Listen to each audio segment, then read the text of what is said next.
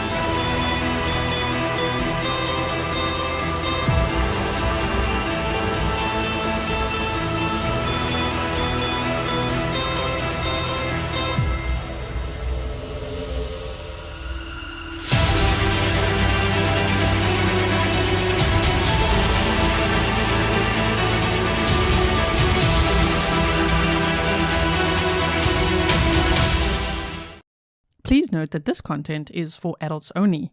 Viewer discretion advised. If you haven't yet, hit the subscribe, like, and share.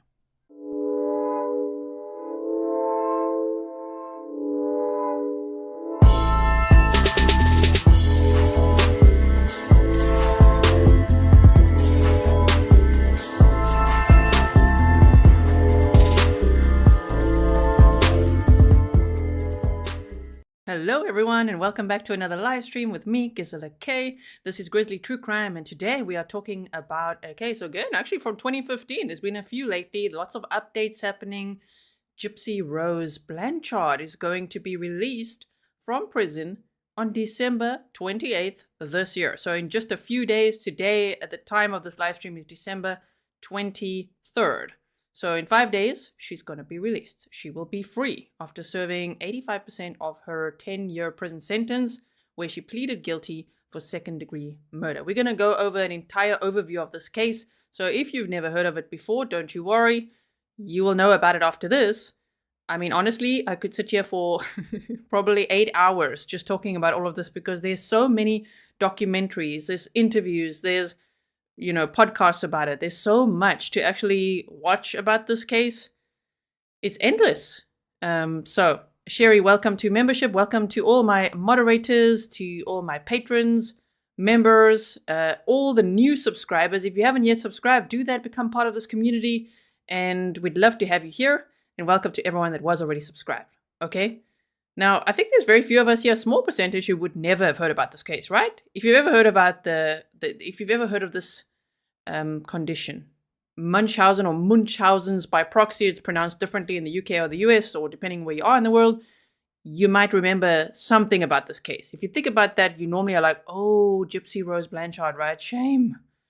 It's very hectic and it's very complicated. There's a lot of things we can discuss, to do with this case. And so after the stream, I'm going to be having a members only stream very soon after the stream. And so you'll be teleported there. And if you are a member, then we could chat a little bit more about it. I want to especially talk about the boyfriend a little bit more.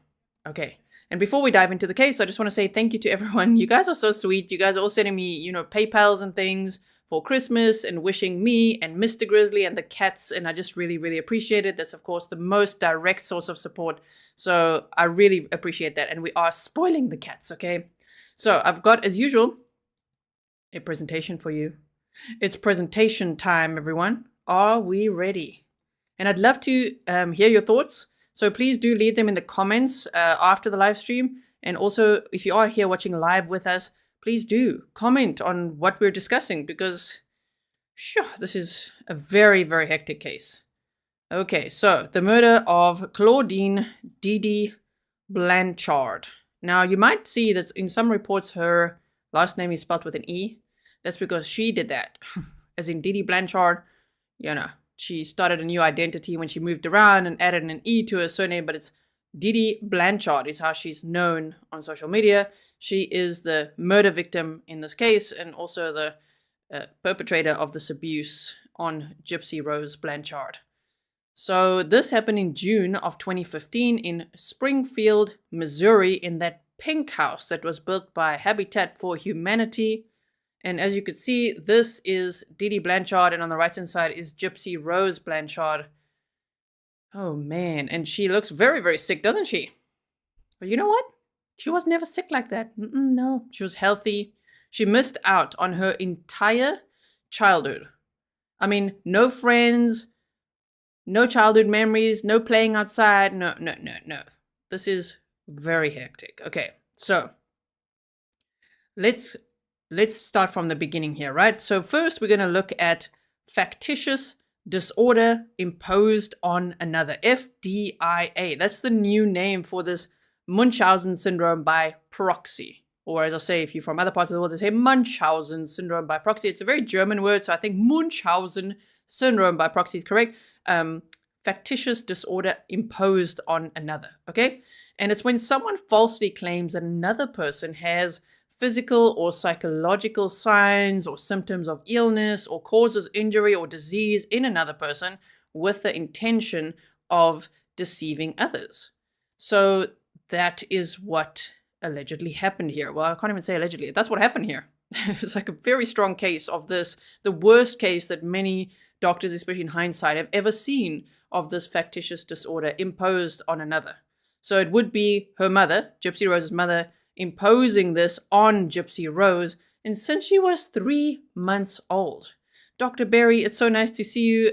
This is such a sad case and a classic case of MBP, right? Okay. So shame. Look how she looks in these photos. Just on oxygen. She had a feeding tube. I mean, but she didn't need any of that. It's terrible, terrible abuse and terrible child abuse. So, sure. This case is very shocking, and I just hope that she can recover from this, because people are all excited that she's going to be released from prison now, you know, but there's still so much work to be done psychologically. There's so much trauma. There must be so many triggers, so much PTSD, you know, it's terrible. So I hope that her and her family know that this is a safe place. If they are watching, they can always reach out to me if they want to, grizzlytruecrime@gmail.com. They could chat to us over here. We are very sensitive to, you know, mental health conditions, to abuse, to trauma, to things like that. And so if they do want to reach out and discuss it with us, they can. All right, so now let's look at the mother, right? The one who was murdered and the one who did this to her daughter, Dee Dee Blanchard. So she was born in Check Bay, Louisiana on May 3rd of 1967. She had 4 siblings and grew up in Golden Meadow, Louisiana. It sounds so nice when I'm like Golden Meadow, Louisiana. I've never been to Louisiana, but it just sounds nice. So a relative said she had a habit of stealing from family, which later developed into credit card fraud and writing bad checks. You know, this case reminds me just a tiny little bit of Jessie Kershevsky, because we've just covered that trial and all her freaking letters and everything, right? And it's just like, imagine, I know it's hard to say this, but Jessie said she really wanted kids, but I fear that with her motive for money and the writing of bad checks and fraud and forgery, because this one started off very similarly. She was stealing from family. She then did this, you know, she committed credit card fraud. She was writing bad checks and all of that. And they said they felt like sometimes she was cruel. That's how family talks about her. I mean, just to spoiler alert, after she was murdered, her father and stepmother flushed her ashes down the toilet. Yeah, that's how family feels about her in general. I'm not speaking for everyone. It's just what I've read. So, damn, this one. Now, her stepmother actually said if it didn't go her way, she'd see to it that you would pay, and we did pay. Paid a lot. Her stepmother says that Dee Dee had tried to kill her by putting Roundup, a weed killer, into her food. So, her stepmother says that she put weed killer in her food, which she was then bedridden for 9 months and had to recover from. She almost didn't make it. They didn't think she would make it. She pulled through, and when they confronted her about this and about how she was treating her daughter Gypsy, then she left. It's kind of what she did. Anytime she was confronted, she left. Okay. So let's continue on, right? So do you see why I also say Kershevsky? Like, so we've got fraud and forgery, and we've got poisoning. Oh my word. All right. So then, let's just go here. Wait. Let's follow it. The day that her mom died, the day that her own mother died, Dee Dee was in the house somewhere, and Dee Dee was starving her. Dee Dee wasn't giving her anything to eat, is what her stepmother said. So family thinks that she starved her own mother, and then she died. That she poisoned her stepmother, and she almost died. Whoa. And then there's this Munchausen by proxy on her daughter. I mean, it's really very hectic. Oh my word, Dr. Berry says, yep, they often poison people. Ooh, this is very, very hectic. Okay, so Dee Dee moved away from her family and became a nurse's aide. Now that's important because she started learning a lot of medical terms. You know, she became quite a know-it-all with medical terms, which plays into, of course, what she then diagnosed herself that she said her daughter had, which she didn't. That's the factitious disorder thing, right? Okay, so she met and married Rod Blanchard, becoming pregnant. Now, she was 24 and he was 17, which is just another red flag for me, right? Like, he was a teenager. He was a minor. She was 24. She got pregnant. They got married, but then Rod soon realized that he had gotten married for all the wrong reasons. Yeah, I mean, he turned 18 and he's like, what? And he was in over his head, and so the couple separated. He said, I woke up on my birthday, on my 18th birthday, and realized I wasn't where I was supposed to be. I wasn't in love with her, really. I knew I got married for the wrong reasons. They called their baby Gypsy Rose because Dee Dee liked the name Gypsy, and Rod was a fan of Guns N' Roses. Okay. So, for those who don't yet know anything about this case, Gypsy Rose is currently in prison and she's going to be released on December 28th, okay? Thank you all for being here to go over this case with me. I followed it over the years, and I'm telling you, man, just in refreshing myself of everything, you know, preparing myself for this episode for you guys, there's so much to watch. There's documentaries about it, Mommy, Dead and Dearest, an HBO documentary. There's something called The Act, which is, can't remember where that is actually. There's something called The Act, there's Dr. Phil episodes, there's interviews, there's police interrogations, trial footage from the boyfriend's trial, and all of that. Okay, we'll get to some of those. Gypsy Rose Blanchard, okay, she was born July 27th of 1991 in Golden Meadow, Louisiana. At 3 months old, her medical issues became known to Gypsy's father. So Dee Dee told the father, Rod, yeah, no, she's got sleep apnea, she's suffering from this and this, and she started making up a lot of medical disorders. So, and of course they had separated, and he had believed her, you know? I mean, Dee Dee was a nurse's aide in the past, so he believed her. Dee Dee told doctors that Gypsy had sleep apnea, but doctors couldn't find any signs of this. So this poor child had to have all these overnight stays at hospitals on machines looking for signs of sleep apnea, and they couldn't find any signs of it. But of course, Dee Dee insisted she does have it. She has it. She's got sleep apnea. Oh my word. Okay, so Dee Dee told Rod that Gypsy suffered from sleep apnea, and she also had a chromosomal defect. And she said she won't live very long. She's going to have the mental age, you know, of a 6-year-old for the rest of her life. And all sorts of things. Things just piled on from there. So, okay, then she started taking Gypsy to several doctors regularly, insisting that she had muscular dystrophy, making Gypsy use a walker. Now, I know many people want to blame the doctors for all of this, but the thing is, she saw over 150 doctors. You know, I don't even know in what time span. I wonder how many she saw in total. Any time that the doctors were like, I don't know about this, she went to a new doctor and another one and another one. And we're going to get to it, but there was Hurricane Katrina, which affected them. And Dee Dee said, well, all the medical records were just destroyed. So she actually started on a clean slate from there already. So if she saw, I don't know, 100 doctors, and then Hurricane Katrina happened, after that she saw another however many. You know what I mean? So the doctors were actually always 10 steps behind Dee Dee Blanchard. She was always coming up with new things, and when anyone doubted her, she'd just go to another doctor. When family doubted her, she moved. She avoided any such conversations. Thank you so much, Jay. I really appreciate it. Okay, so then she said, so the muscular dystrophy, and she then made Gypsy use a walker. Okay, then she said she had visual impairments, severe asthma, eventually epilepsy, and then leukemia. Like, literally told this poor little girl that she's got leukemia. You know, she said her hair is going to fall out anyway. She might as well just shave it all off. All the medication will make her hair fall out. So she shaved her hair. Whew, it's very hectic. Okay, there was a trigger warning at the beginning of this video. Yeah. Hope and Fear says, I would love to know the total of the doctors too, G. Me too. I want to know all. Like, damn. I think she went to many. And moved around quite a bit, right? So then when Gypsy was 7 or 8, she actually had a minor accident on her grandfather's motorcycle. She said she got a scrape on her knee. Okay, so a knee abrasion. That's it. But her mother took her to the doctor. I don't know what her mother told the doctor there, but somehow Dee Dee managed to get a wheelchair. And so she told Gypsy, look, the doctors gave me a wheelchair and you are now wheelchair bound forever. That's literally how she explained it also on the Dr. Phil episode, as in Gypsy, when she was interviewed, she's like, yeah, forever. My mother said I'm now wheelchair bound. I had used a walker before. Now I'm wheelchair bound. And when she was asked, but could you walk?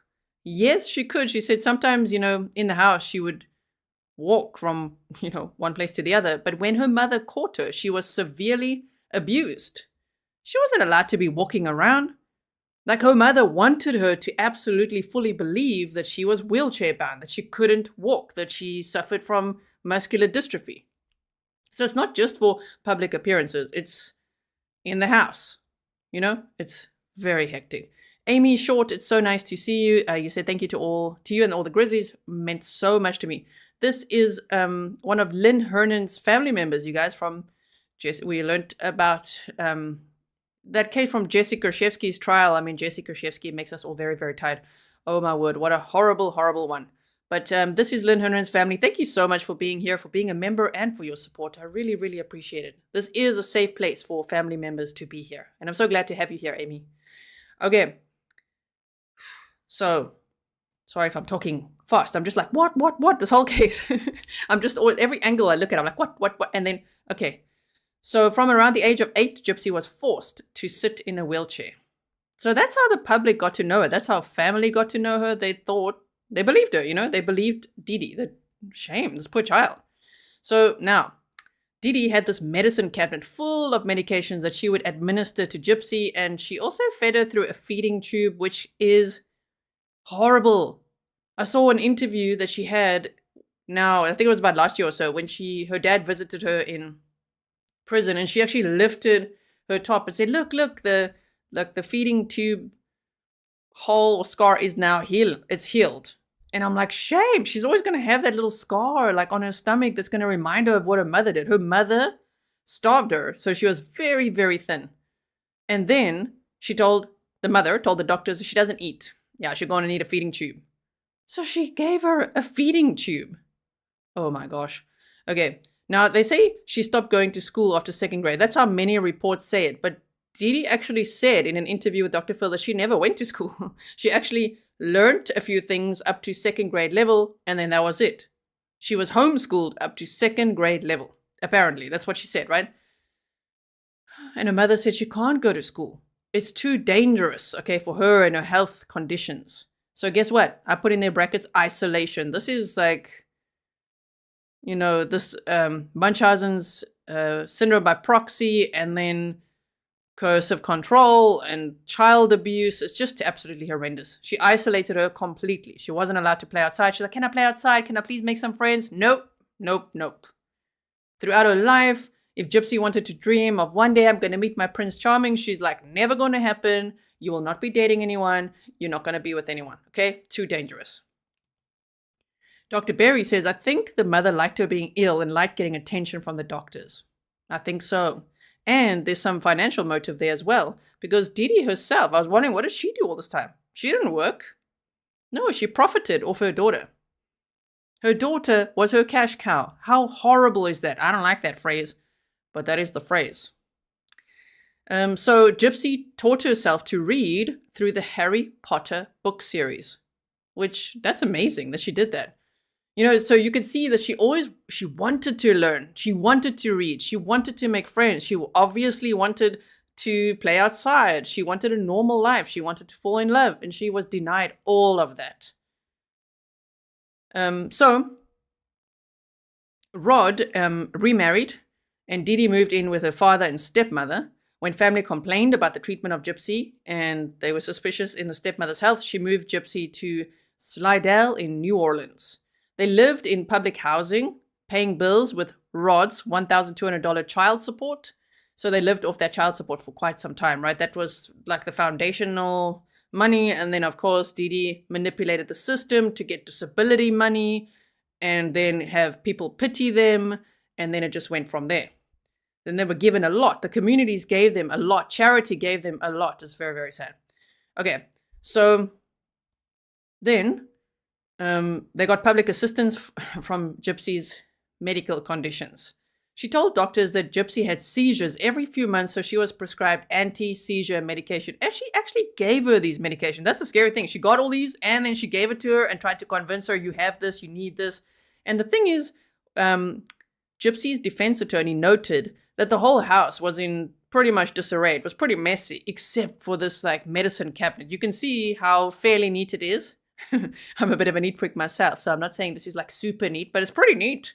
And compared to the rest of the house, yeah, which is odd, right? That's such like it's so dark when you think about that. Just like the way she organized all the medicines and controlled it and controlled every aspect of her daughter's life.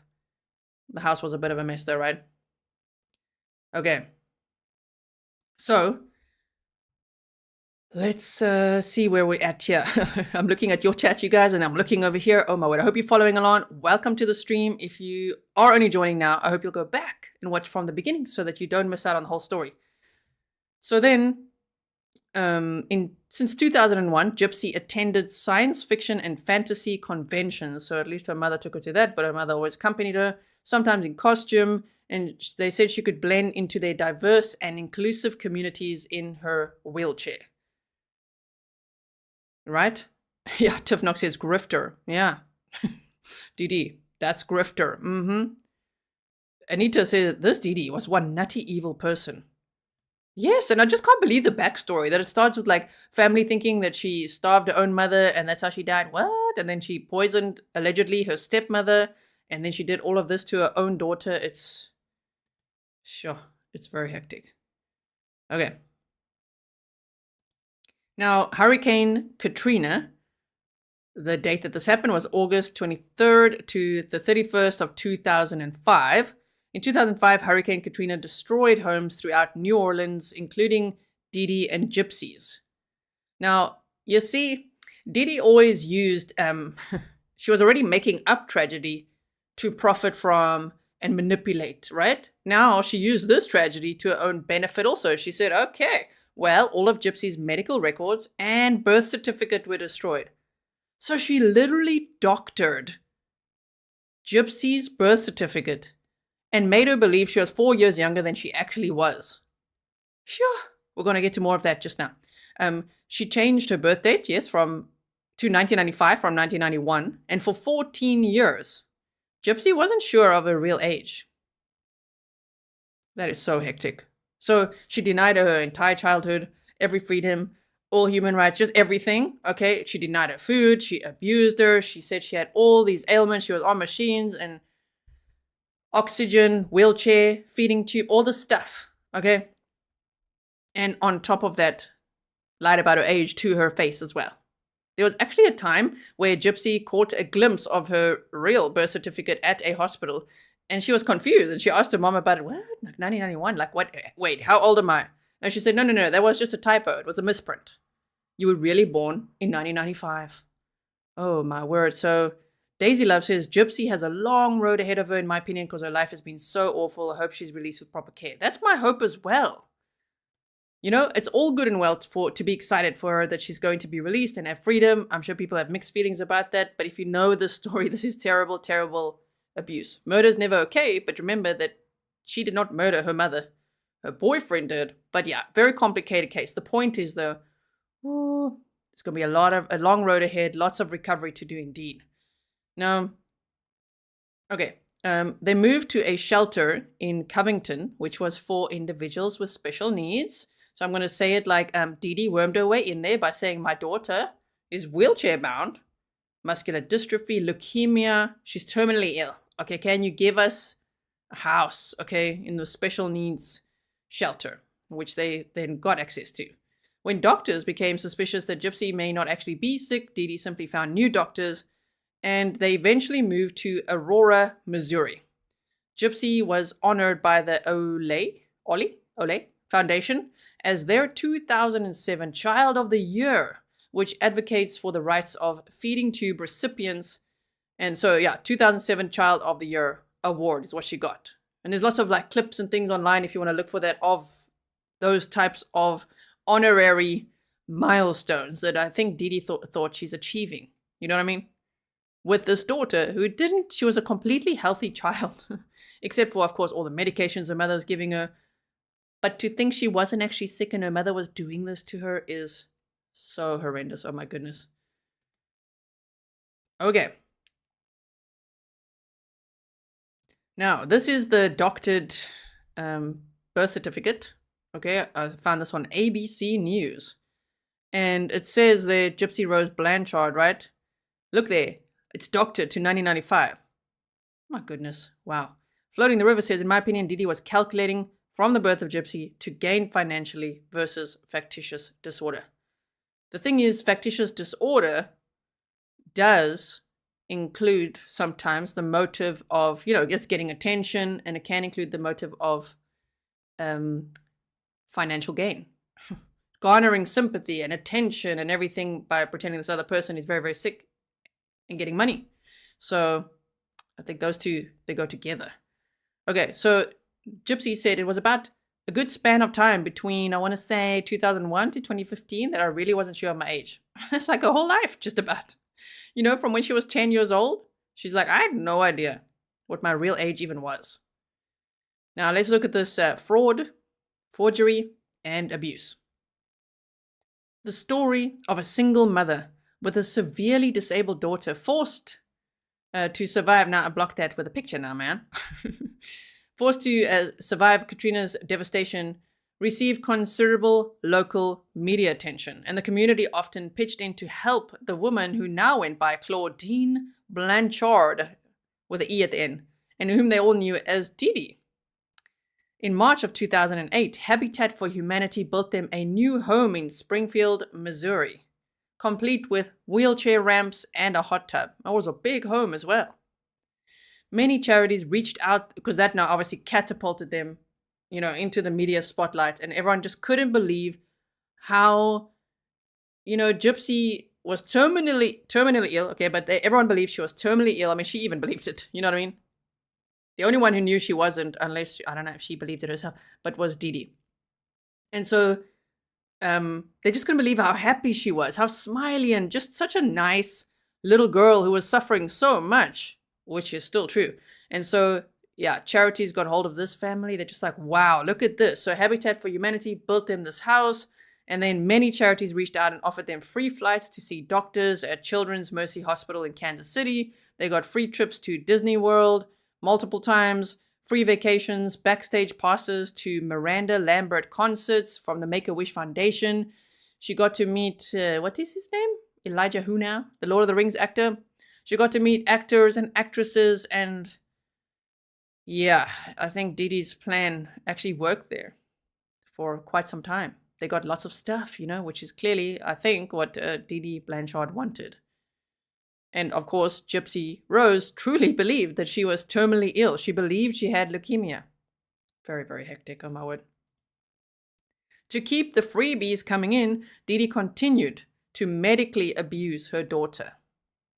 She hit her with a coat hanger, or sometimes with her open hand, restrained her to her bed, forced her to remain in the wheelchair in public, shaved her hair, starved her, and all sorts of things. I think we don't even know the half of it yet. I think Gypsy she's written a book. It's going to be released, I think they said on January 9th of 2024. And in it's going to have like diary entries, and she's going to talk more about her life and things like that. I'm sure we'll find out more there, which is going to be very sad. Okay, so brace yourself. But this is already terrible to hear all of this. She was 5'5". She had a small frame, large glasses, this high-pitched childlike voice, which you heard a little clip of in the intro there. If you didn't, there's lots of clips of her on YouTube as well. And, you know, she kept her in this childlike state and made her believe that her mind is like the age, you know, her mind is like a 6-year-old's, and she's got the stunted growth, and she said she'll never really fully develop, and she kept her young mentally. That's obviously why she didn't continue on with homeschooling beyond Dee Dee now. She didn't continue her education beyond the 2nd grade. Okay, Elijah Wood, thank you so much. CJ says, Elijah Wood. Didn't want to get the name wrong again. The other day, I can't remember which actor. Didn't I say Dennis Quaid? Yeah, Dennis Quaid. I think I said that the other day for another one. Moving on. And there in that picture, you could see at the bottom right of my presentation, Dee Dee always held Gypsy's hand in public. And Gypsy said whenever she would be like talking, you know, in front of the cameras or talking to the media or anyone in public or charities, and she was starting to say things that might make her sound healthier than her mother would like her to be, then her mother would like squeeze her hand, which is also a form of, you know, that control of like squeeze her hand, which would mean, don't you say that now, or be careful what you say now, or I don't like what you're saying. She squeeze her hand hard like that. That's just, sure. Yes, Purple Hazel says the house was filthy dirty except for the medicine cupboard. Yeah, that's what we were talking about 5 minutes ago or so. Yes, indeed. Isn't that strange? So, Dr. Bernardo Flusterstein, I think you guys would say Flasterstein, but it's like Flusterstein, a pediatric neurologist in Springfield, Missouri, saw Gypsy when she was around 15 years old. Now, he was very suspicious of her muscular dystrophy diagnosis, and he actually ran tests, and he saw no signs of muscular dystrophy. He even grabbed Gypsy's hand and asked her to stand up, and she stood up. Her mother was in the room. That must have been hectic. She must have probably been scared of the consequences, right? And that doctor was like, she doesn't have muscular dystrophy. He actually suspected Munchausen Syndrome by proxy and wrote that down, but he was told by other doctors, because he consulted with some other doctors about her, that they needed to treat them with golden gloves. So he thought, well, damn, if they've convinced all these other doctors, how the hell are the police going to believe him? And he didn't then report it to CPS or anything like that. So, but he's one of the few that actually caught on to what Dee Dee was doing, because he's like, muscular dystrophy. No, I don't think so. He said that her legs look, you know, a little stronger than one might imagine. It looks like she can make use of her legs. It looks like she can carry her own weight. Like, what is going on here, right? So then in 2009, there was an anonymous caller. Okay, they called police and told them about Dee Dee's different names and birth dates used. And police then went to talk to Dee Dee and accepted her explanation of wanting to hide from her ex. Because by then, she was walking around in the community telling everyone that Rod, her ex, was abusive. He was a drug addict. He was an alcoholic. She needed to escape him. Whoa. Sure. She went far, this one. So she's like, no, I changed my name and our birth dates and I'm hiding out because I don't want him to find us. The police believed her and the file was closed. On the bottom, there's a picture of the doctor. And look how Dee Dee put Gypsy sometimes in the sink like that. Really, like you could see she just about believed she was like tiny, you know? Like still a little girl. Shame. Oh my word. I don't even know how old she was exactly in that picture. Now, Dee Dee shaved Gypsy's hair to mimic a chemotherapy patient and told Gypsy she was going to lose her hair anyway. Like, even denied her having her own hair. She had an oxygen tank, a feeding tube in public. She fed children's liquid nutrition supplement Pediasure through the tube well into her 20s. Okay. On Gypsy's 18th birthday, Rod, her dad, actually called her to wish her. But you see, Dee Dee spoke to him first and said, don't you mention her real age to her, okay? She thinks she's 14. So don't tell her that she's 18. And he's like, okay. He thought maybe she was, well, he believed all the lies. Everyone did. The community was absolutely shocked at the outcome of this case. So Dee Dee told the community that Rod was this abusive alcoholic and drug addict who mocked his daughter's health conditions and never sent them any money. They were living off, pretty much, the payment, the child support he was paying, the $1,200, and then, of course, all these other, I would say, scams that Dee Dee was concocting, using her daughter's life as the mechanism to get the sympathy and the money. Now listen to this one, okay? So just brace yourself. Oh, this is very hectic. She numbed Gypsy's gums with a topical anesthetic, which made her drool. So whenever she took her to doctor's appointments as well, like people might ask, why did Gypsy not ever say to the doctors, hey, like, this is not happening? She told Gypsy, you just play with your dollies, okay? Or your teddy or whatever. I'll do all the talking. And so Dee Dee would do all the talking. And to make it even more believable, Dee Dee used this topical anesthetic, which made her mouth numb and then made her drool. So doctors then treated her saliva glands with Botox and eventually removed them. What? That's very hectic. So Gypsy's teeth decayed from this combination of her saliva glands being removed and then all the medication, especially the anti-seizure medications that Dee Dee was giving her. Her teeth fell out. They decayed, and well, she actually had to have them extracted, but they were rotting. Wow, okay. And so they were replaced by a bridge. Tubes were implanted in her ears to control ear infections, so I'm guessing that's kind of like grommets, something like that. Wow. Okay. So Gypsy said, we got along so perfect. You know, I saw her as an angel that can do no wrong. She looked up to her mother. She believed everything her mother told her. Remember, her mother started this from when Gypsy was 3 months old. So I really hope that no one blames Gypsy for believing any of this and be like, oh, yeah, right, you knew you could walk, you knew you could eat solid foods or any of that. She believed her mother. She looked up to her. That's the only person that she had as well. Think of that. Because she isolated her so much. That's a picture at the bottom there of her dad and her stepmom. And they're very supportive of her, and they will be fetching her on December 28th when she's released, okay, from prison. And they'll be looking after her. They've also met the man that she's married while she's been in prison. They approve of him. They say he's very nice, and they've, checked him out and all that. So, okay, she's got a good support system for when she's going to be leaving prison. So people also want to, of course, you know how the internet goes, want to blame the dad. How did you not know? Well, he believed her. He thought she was the best mom. He knew she was a nurse's aide before. He's like, shame. You're dedicating your entire life. Thank goodness you have this nursing experience and you're dedicating your whole life to looking after our daughter. All right? So he said all the visits, Dee Dee had to be there the whole time, Rod recalled. Something never felt right about it. Dee Dee was so controlling. So anytime that anyone else was going to see Gypsy, it would never be her by herself. No one could talk to her by herself, not even her dad. At an event in 2011, because now the question is, did she ever try to escape? Did this not ever get too much for her?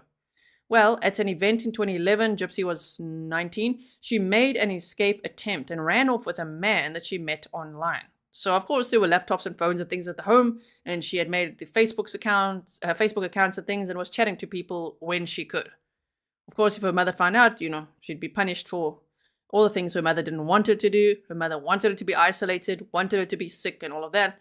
But she met this man online. She met him then in person at this 2011 event, and she escaped with him for 4 hours. Now, through mutual friends, her mother actually found her within 4 hours in a hotel room with this guy. Now, apparently this guy was much older than her. Like, I think he was 35 is what I heard. Something like that. But shame. Already then she's like, run for your life. Like, let's go, let's go. She was so excited, But she got severely punished for that. Dee Dee showed Gypsy's false birth dates and threats. Yeah, so Dee Dee then showed this man Gypsy's false birth date and said she's a minor, but she was at 19 at the time. But she said she's a minor. I'm going to report you to the police. If you ever contact her again, you're going to the police, right?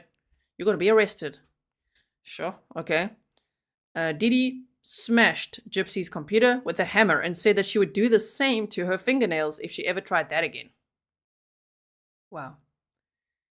She kept her leashed and handcuffed to her bed for 2 weeks after that. Okay. Dee Dee told Gypsy that she had filed paperwork with the police, telling them that she was mentally incompetent. So Gypsy thought, you know what, if she ever contacted the police, they'd never believe her about the abuse she was suffering.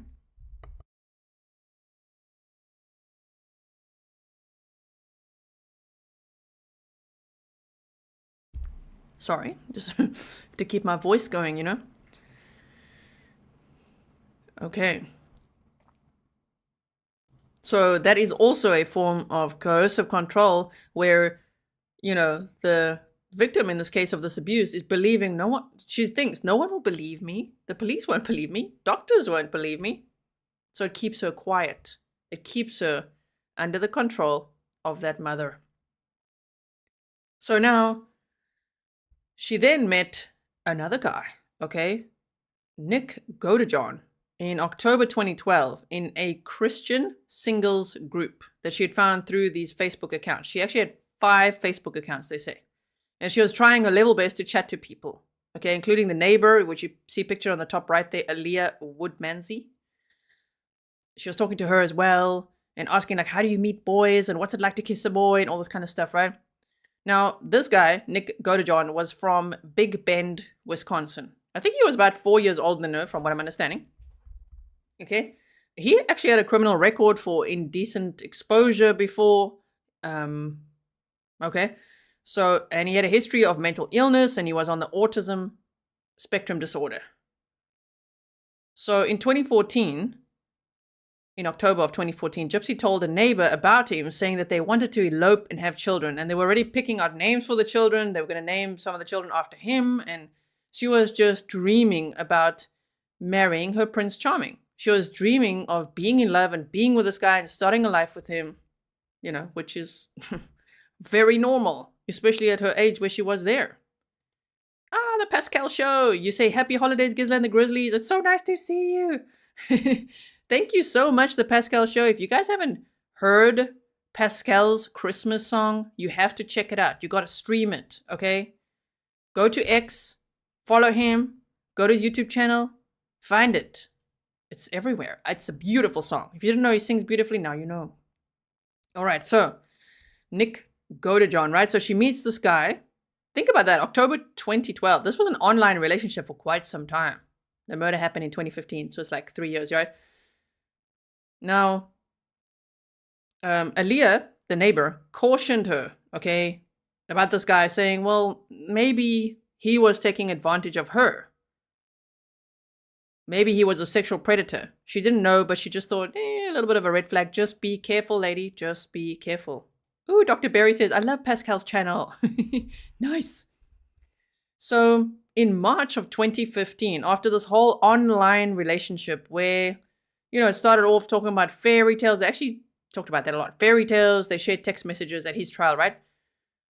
Fairy tales and dreaming, and then a little bit of BDSM, and then role play, and then he had all these alter egos, which he thinks that are different personality states. But based on everything I've watched about him, I'm not too sure. I can't diagnose anyone. I don't know. I think he's on the autism spectrum disorder. That makes sense, right? That that's what he was diagnosed with.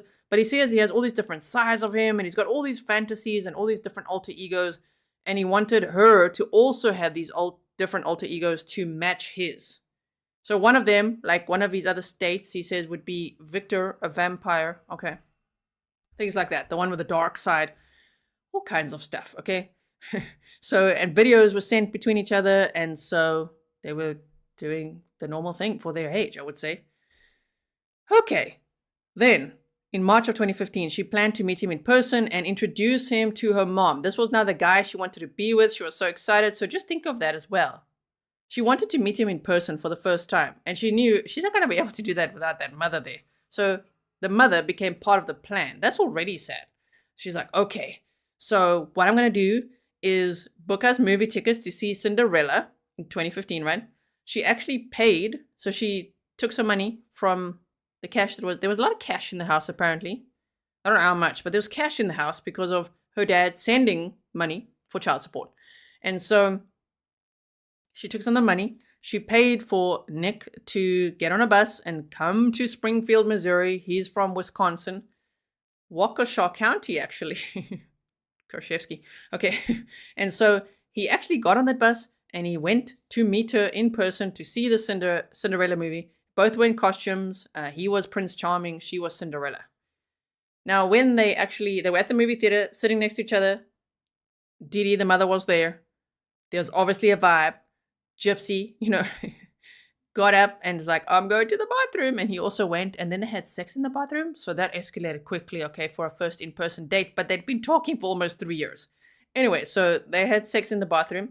Then they came out, and then she wanted to introduce him to her mother, but her mother's just like, no, he's creepy. He's creepy. You can't see him. I don't like him. Stay away from him. He came all the way to this movie theater to see a children's movie like Cinderella. He's seeing a movie made for children. He's coming on a bus in a costume by himself. He's such a red flag. He's so creepy is what the mother said. And she's like, nope. Can't see him. Forbid you to see him. That must have been terrible for Gypsy, right? Okay, so Dr. Berry says, it sounded more like different parts of himself, but not DID or anything like that. His case is a little sad to me too. He did a bad thing. This was a horrible connection. Yeah, his case is sad to me too, and it's very complex. I mean, guys, he got life without parole. We're going to get to it, but sure. I mean, they say his IQ was around 82. He was on the autism spectrum. I worry a little bit about him in the situation. I understand what he did. We're going to get to it, but yeah, okay. And it did sound, like different parts of him, almost like he's getting to know himself. All right, so this is a picture of Gypsy's bedroom, and this is like already well into her 20s. You could see her mother, I think they say infantilized her. I think that's the word. Kept her young, right? Everything was pink inside as well. Pink is not a bad color. Nothing wrong with pink. I'm just saying it's like pink and teddies everywhere and like all these little things and shame. Clearly, Gypsy she wanted to run off and get married and have kids, okay? She was ready. Now, they actually continued their online relationship. Of course, Gypsy had to be even more careful then because her mother was like, nope. And eventually they made these plans of how they're going to be together. They had what they called plan A, B, and C. Plan A was introduce him to her and hope that she likes him. Well, that was scratched off the list. That was not going to work out. She did not like him. She didn't approve of him. She said he's creepy. You don't talk to this man. Done. Okay, so plan B was murder her and start a new life together. At his trial, she actually testified, and they asked her about that. Okay, but like it's a little bit out of order, right? Because plan B is murder and plan C is something lesser. And they're like, yeah. Plan B was the murder plan. Okay, they said murder her and start their new life together. And plan C was for Gypsy to get pregnant so that her mother was forced to accept the relationship. Okay? Dr. Berry, psychologist, responds, yep, I think the mom wanted her to stay a kid forever, but for the mom to be able to continue to use and control her. Yeah, it's not even like she doesn't want her, her baby girl to grow up. It's not even like, no, they grow up too fast. It's sinister. This is sinister. She wanted to use her, to control her, to gain financially from pretending she had all these illnesses, right? A fatal paper cut says that escalated quickly, right? So Gypsy said that her mother ordered her to stay away from him and abused her for weeks over him, calling her many terrible things. Like, I'll say one or two, like bitch, or the SLUT, or a WHORE, all kinds of things. Just absolutely degrading her. Telling her what a slut she was and all this kind of thing, just for liking this guy. Wow, okay. And she threw things at her and threatened her. Now, so they then decided, you know what? She's going to go with plan B. Now, let's just quickly look what's on the right-hand side there. She said, she physically chained me to the bed and put bells on the doors and told anybody that I probably would have trusted that I was going through a phase and to tell her if I was doing anything behind her back. So she had other people keeping tabs on Gypsy, saying she's going through a phase, she's rebellious, people got to watch her, report to her, little bells on the door, controlling if she could hear if she's trying to sneak out or if she's moving or walking or doing anything that she didn't want her to do. Wow. Okay, so they'd been texting about this plan B, the murder plan, for about a year. They went with plan B, which Gypsy described as, it was not because I hated her, it was because I wanted to escape her. Gypsy felt there was no way out of this. There is no way to escape this mother. And I think that is a lesson in this case as well, right? I think that's one of the lessons, is that they were adults. And so if these two had run away, and they could actually live with his parents, run away, start a new life together, that was possible. But mentally, she felt there was no way. And of course, he wanted to protect her at all costs. He didn't want her to be abused. He was angry with her mother for abusing her this way, because she opened up more and more as they got to know each other, right? Wow. Okay, and so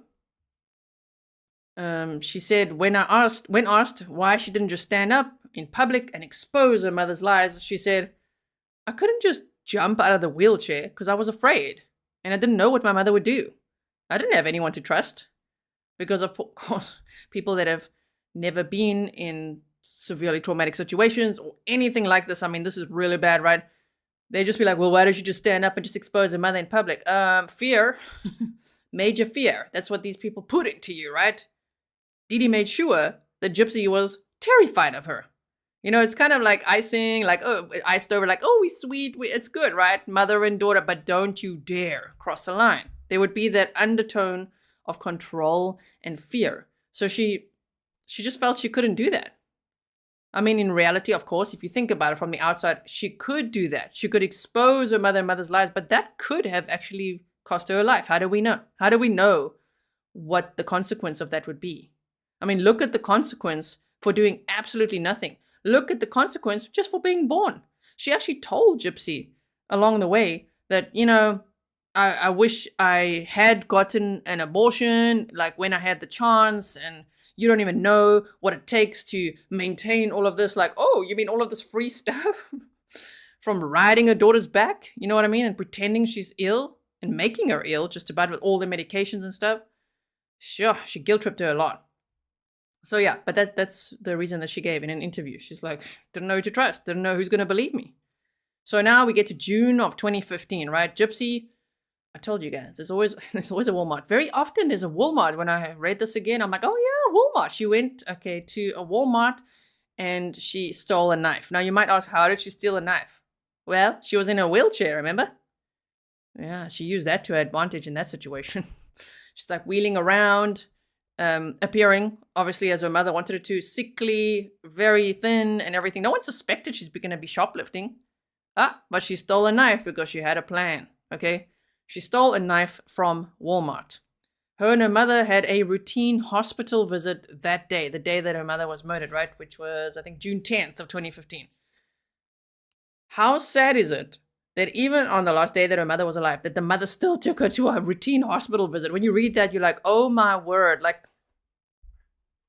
to her very last day on earth, Dee Dee was like, I'm going to take you for a routine hospital visit. Okay?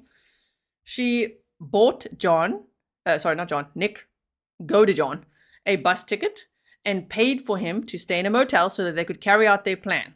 She got gloves, the knife, and duct tape ready. He wanted duct tape. He wanted to muffle her. He also wanted to S.A. the mother. He wanted to murder her and S.A. her.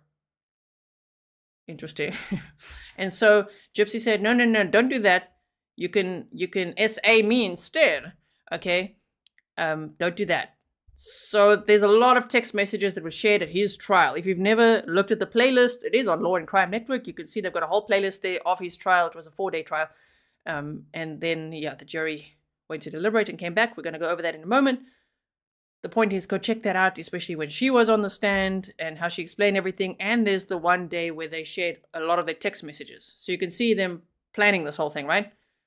on June 10th, I put that in brackets because there's so many varying reports of exactly the day that she was murdered, but it seems like June 10th is the day, okay? There's 9, 10, or 11, somewhere around there, because the police only discovered Dee Dee's body on the 14th. On June 10th, 2015, he entered the home around 3 a.m. They planned this whole thing, right? First, getting the gloves and knife by the front door that Gypsy had left for him. Some reports also say that she gave it to him and then she went to hide in the bathroom, that they were like whispering to each other. Dee Dee had already gone to bed, okay? Gypsy said that she actually painted Dee Dee's nails at night and she tucked her into bed so she knew she was in her room. She knew she was a light sleeper. She slept on her stomach, and she relayed all this information to Nick, her boyfriend. And he'd asked about this, like, is she a light sleeper? Like, how does her room look and all of this, which obviously made him look very, very guilty, of course. Like at the trial when they whipped out all those text messages, like, oh my word, okay. So Dee Dee was asleep on her stomach when Nick entered the room. He straddled her and stabbed her 17 times in the back and neck. Okay, apparently she was startled. She said, "Who's there?" He said in an interview, "I'm your worst effing nightmare." Okay. And then she called out her daughter's name a few times while she was being attacked. And then she died. Gypsy was in the bathroom with her hands over her ears, but said she heard her mother scream her name a few times and then there was silence.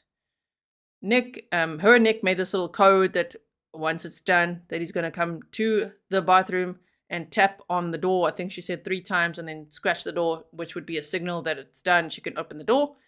So he did that, and then he asked her to help him clean up his finger, which he'd injured with the stabbing. Okay, and was bleeding, and he asked her to do so naked, which she did, because they were in this BDSM fantasy as well. Yeah. We don't want to get too much into that. If you want to go read the text messages, you can. Okay, it's out there. But, yeah, no. It got to, like, him asking to be called daddy and stuff like that. Okay, so he wanted her to submit to him in that moment and clean his hands with, she used wet wipes, she said. But she had to be naked, which, of course, got him going. And so they went to her bedroom and they had sex. She says it was consensual at first, but when she asked him to stop, he didn't.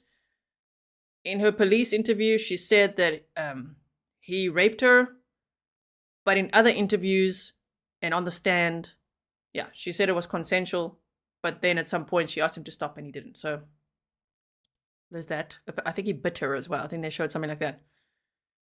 Okay, so then they stole $4,000 from the house and then fled to remember the cash in the house from the child support and all that. They then fled to a motel outside of Springfield, Missouri for a few days. They then came up with a smart plan. And they're like, you know what we should do? Because they went to this motel to like brainstorm now, like, what are we going to do now? Okay, so they mailed the knife and the gloves to his parents' house where he stayed, to Wisconsin. Shame.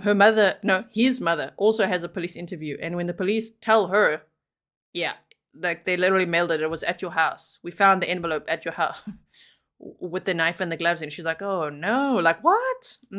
Yeah. Okay. And then they took a bus there. Okay. From Springfield, Missouri to Big Bend, Waukesha County, Wisconsin. Now, on June 14th of 2015, Gypsy's Facebook, which she actually shared with her mother. She had 5 Facebook accounts, but she had this one that she shared with her mother, and she posted on there, "That bitch is dead." And a lot of people obviously supported them. They knew about them. They were like the darlings of the community, people say. And so they were like, what the hell is this? Like, did her account get hacked? Did their account get hacked? Or what's going on here? Then there's a very hectic message, which you can read yourself there. You know, about the slashing, the fat pig, and all of that. Whoa. That was also posted in the comment section after that. So everyone was really concerned, like, what is going on here? Maybe we should check it out.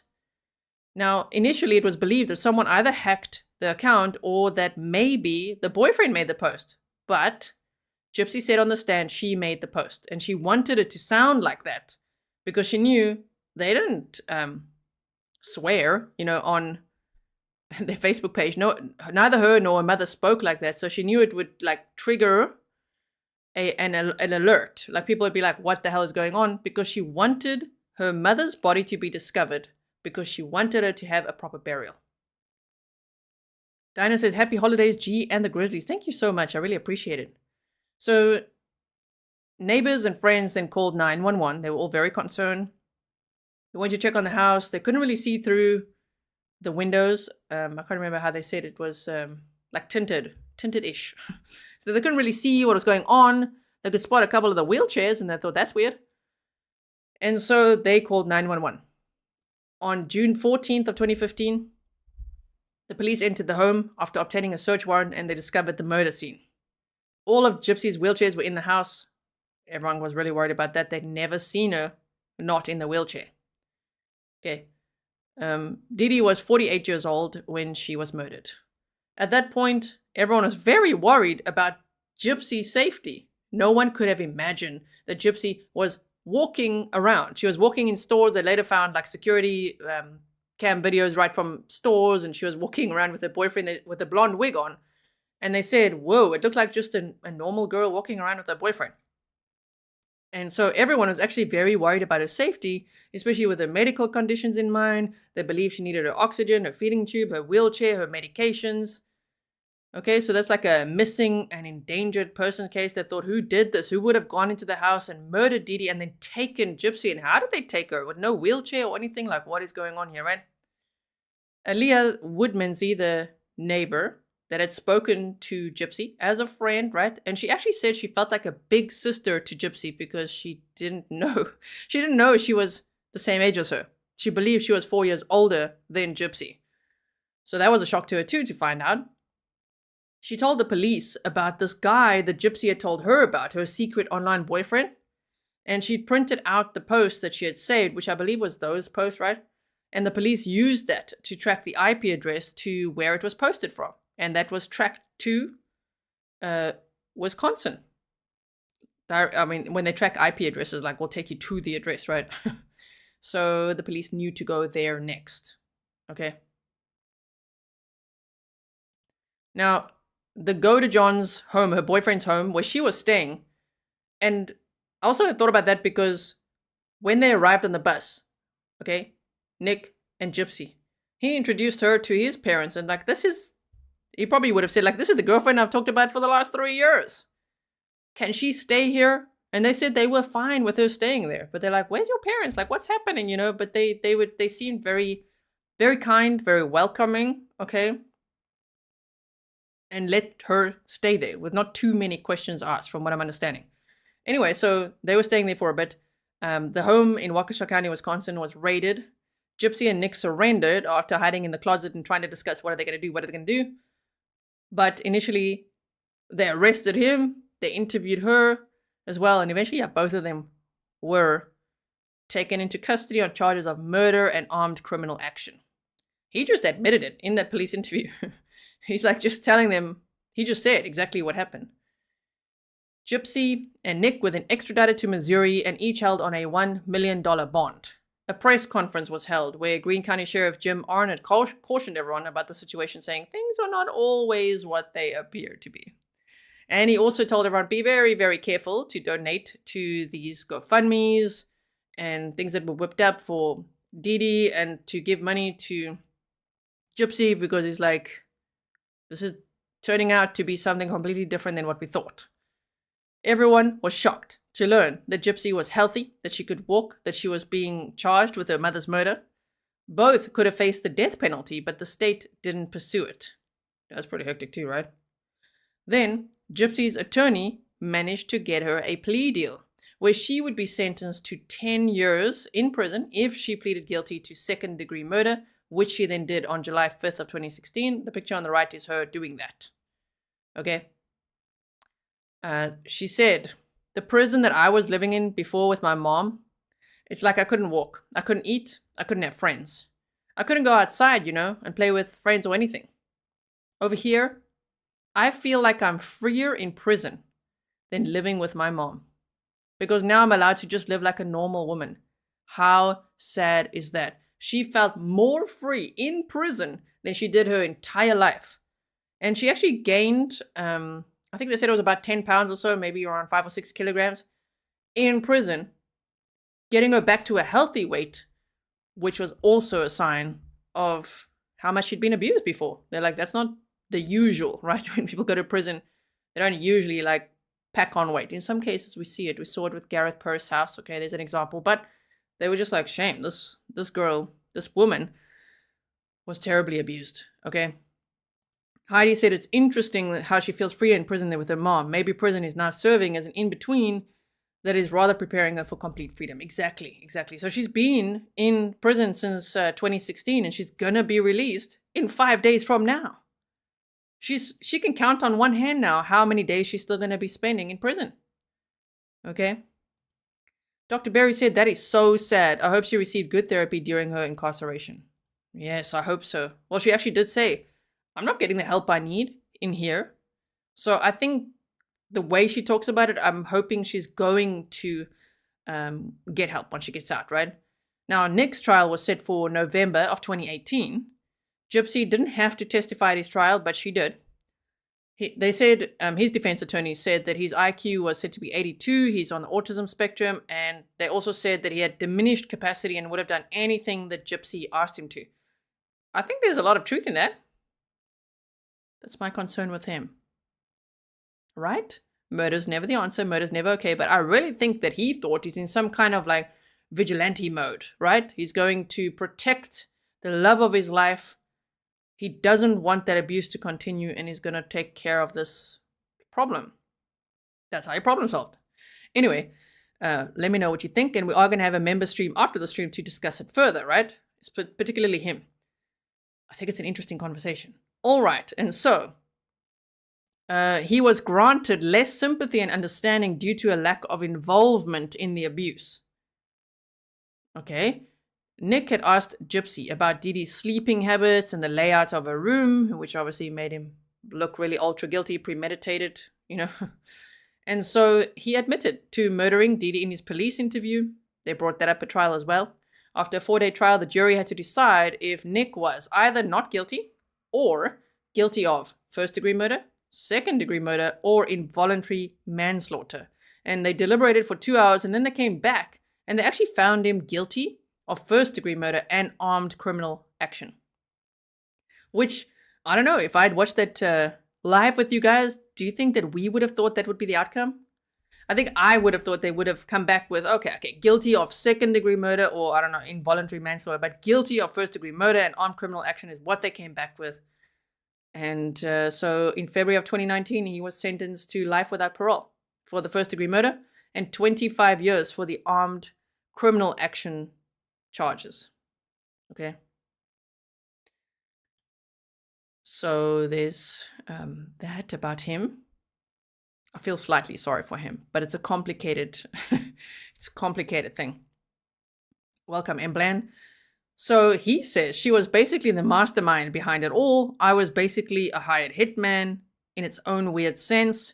I love Gypsy to the point where I would do anything for her. I've proven that with what I did. Unfortunately, because of how far I went, I feel as if she's betrayed me. I feel that she's abandoned me. I have no doubt he feels abandoned. She's moved on swiftly. She's been engaged and dating others. She's married now. He's completely forgotten about. Okay. Gypsy has been in the, now this is a hard one for me to say, is the Chillicothe prison since 2016. In 2019, it was reported that she was engaged to a guy called Ken. On June 27th of 2022, Gypsy filed for a marriage license and got married to a man named Ryan Scott Anderson on July 21st of 2022. He's from Lake Charles, Louisiana. Now, my concern with that is, I don't know if that's a healthy choice before she gets out, right? You know what I mean? Again, that escalated quickly. And her family's concerned about her aggressive dating from prison. You know? Like, get out, be free, explore the world yourself first. And now she's going to get out and she's already married? Oh my word. So yeah, but she's very happy. She always wanted to fall in love and get married. He's apparently a school teacher and loves wrestling. And as I say, her dad and stepmom like him. They approve. All right. So in November of 2022, Gypsy wrote a message to her family saying, "It is with a heavy heart that this morning I made a decision to go ahead and file for annulment and end my marriage with Ryan. My marriage ends with no fault to either of us. I believe we are just in different places in our lives and find it too difficult to walk a path together at this point." But she still got his last name and she's still married to him. So that was a moment in time, right? So she said that, but in April of 2023, she actually responded to a message that she received from a reality star called Josh Sater from The Bachelorette. I don't know. Did any of you watch that? I did not, but I've read up a little bit more about him now. I'm like, oh, okay. He contacted her and wanted to get to know her. And she said, "I don't know who you are or why you chose me to try to find your 15 minutes of fame, but I have friends everywhere, and I know what lies you've told online. I'm a married woman. My husband's name is Ryan Anderson, and we do not appreciate crazy people like you spreading lies. I may look cute, but I have a smart-ass mouth, and I'm not afraid to tell you to go F yourself." Damn, okay. She sure learned how to set boundaries from there. Right? She's communicating her boundaries. She's like, "I am not afraid to tell you to go F yourself." He's like, "What the hell?" So he posted to his Instagram stories that and just said, "What the hell? I was just trying to say hi to her. I was trying to get to know her." And so Gypsy's husband then allegedly sent him threatening messages and called him a douchebag and said, like, what is he doing? And so allegedly sent him threatening messages. Interesting. So yeah, he's a school teacher is what they say, who loves wrestling. Her dad and stepmother say he's a lovely guy. They've met him. They've spent some time with him. They're excited for her. She's a grown woman, they say, so it's her choice. They would have preferred that she got out of prison and then first, establish her own life before getting into a relationship and especially getting married. But they say she's a grown woman, so they're happy for her. I would say be careful. Be careful. Just hope she's going to be okay. Keep an eye on her. Be very, very protective in general. I'm not saying anything about him. I'm just saying her situation, her trauma, her background, her everything. It's just like, oh man, slow down, lady. You have to slow down. I know she wants everything right now, but you got to take it easy, one step at a time, okay? Stefan says, sounds like the Bachelorette. Oh man. So this other doctor, Dr. Mark Feldman, an expert in Munchausen Syndrome by Proxy, said, so this is in hindsight, just analyzing the case, right? Said of her life and actions, the control was total in the same sense that the control of a kidnapped victim sometimes is total. Her daughter was in essence a hostage, and I think we can understand the crime that occurred subsequently in terms of a hostage trying to gain escape. That makes sense as well, right? Ooh, Helen says she gets released on my birthday. Regina says, I see trouble after release. Yeah, I'm just saying it's not like sunshine and rainbows and skipping out there and woohoo, freedom. Like, ooh, a lot of work to be done there. A lot of protective people, hopefully in your life. Need a supportive network. Be careful now.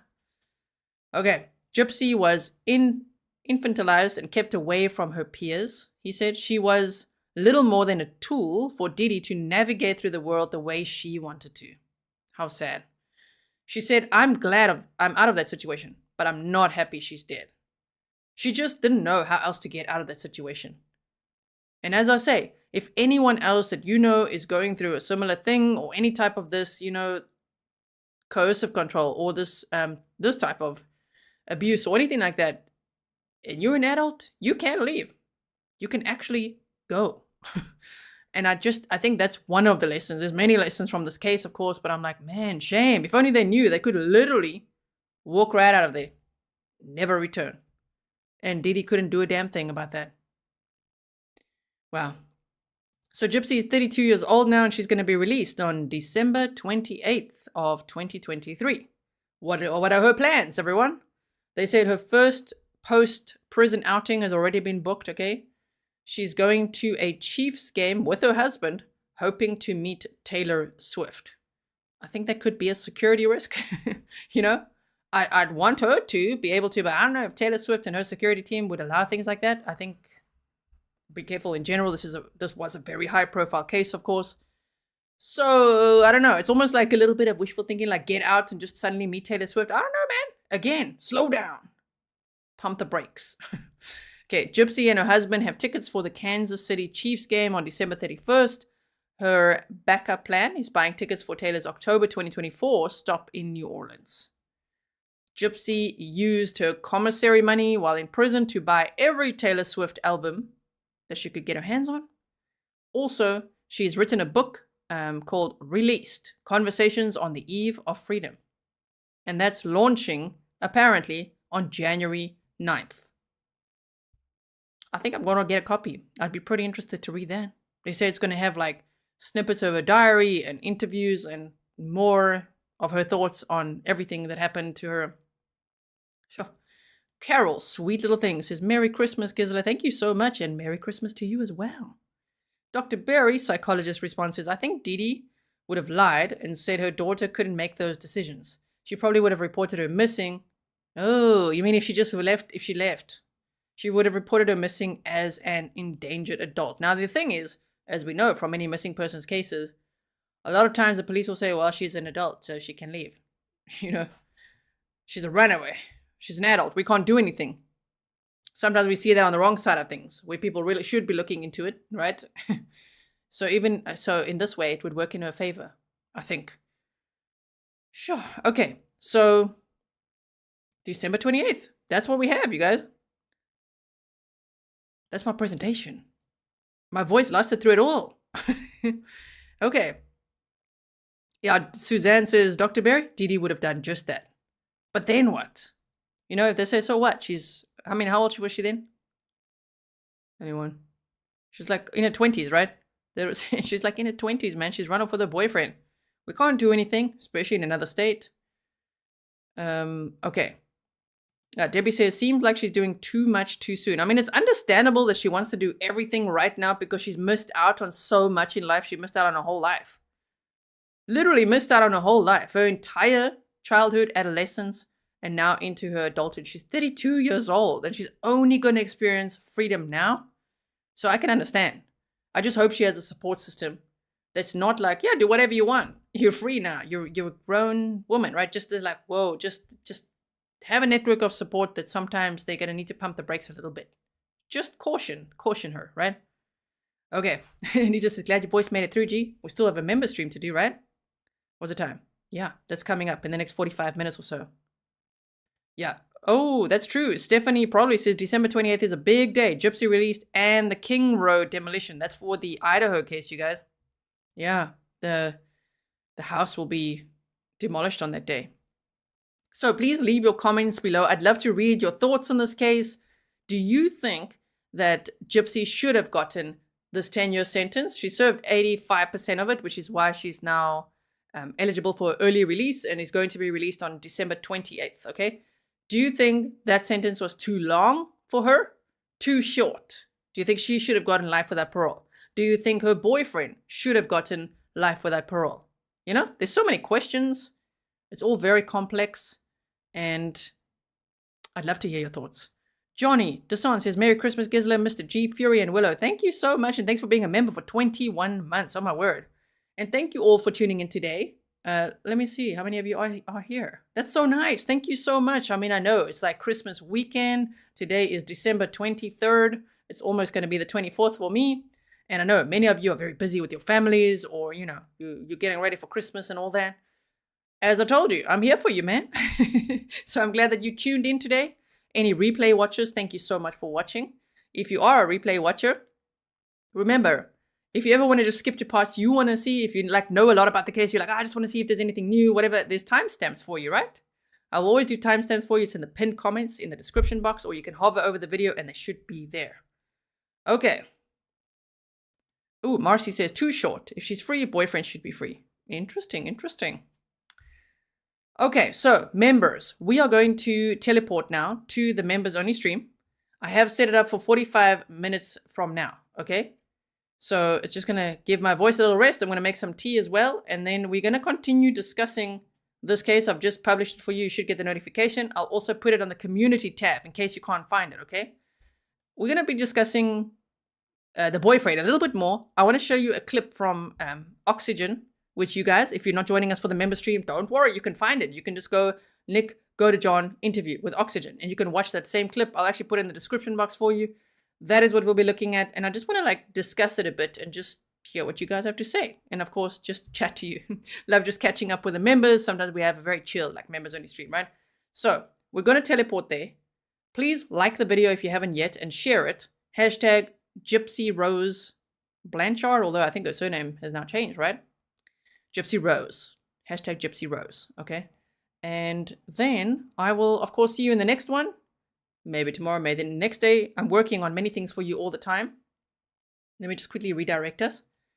So don't worry. I'll see you again very, very soon.